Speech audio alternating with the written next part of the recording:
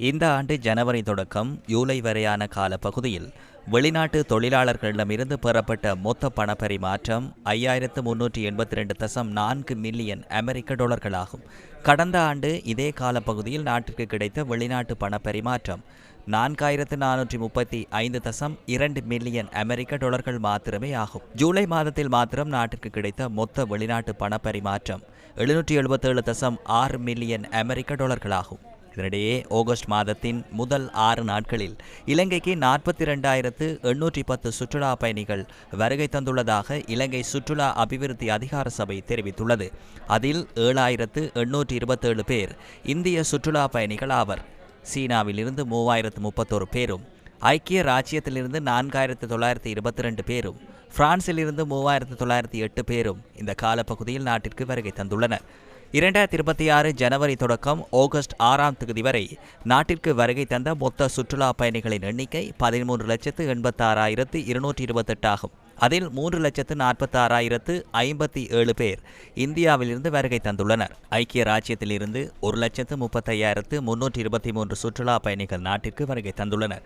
ஆண்டின் முதல் 7 மாதங்களில் சுற்றுலா பயணிகளூடாக பெறப்பட்ட வருமானம் 1,511.1 மில்லியன் அமெரிக்க டாலர்களாகும். ஜூன் மாதத்தில் மாத்திரம் சுற்றுலா பயணிகளூடாக 151.1 மில்லியன் அமெரிக்க டாலர் வருமானம் ஈட்டப்பட்டுள்ளது. பசறையில் நடைபெற்ற வர்த்தக சங்கத்தினருடனான சந்திப்பில் கலந்து கொண்டு உரையாற்றிய சுற்றுலாத்துறை பிரதி அமைச்சர் ருவன் ரணசிங்க சுற்றுலாத்துறை வெளிநாட்டு பணப்பரிமாற்றம் தொடர்பில் கருத்து தெரிவித்தார்.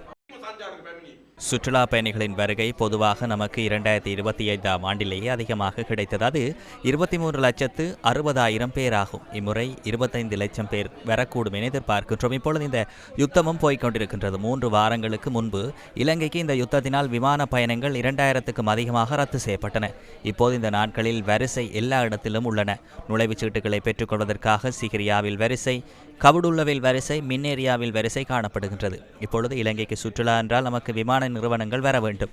விமான நிறுவனங்கள் வரவில்லை, வந்தால் பணம் கேட்கின்றார்கள். இப்பொழுது இந்த 18ஆம் தேதி வருகின்றது வியட்நாம் விமான நிறுவனம் ஒன்று. அதே போன்று வியட்நாம் நிறுவனம் என்ற நிறுவனமும் வருகின்றது.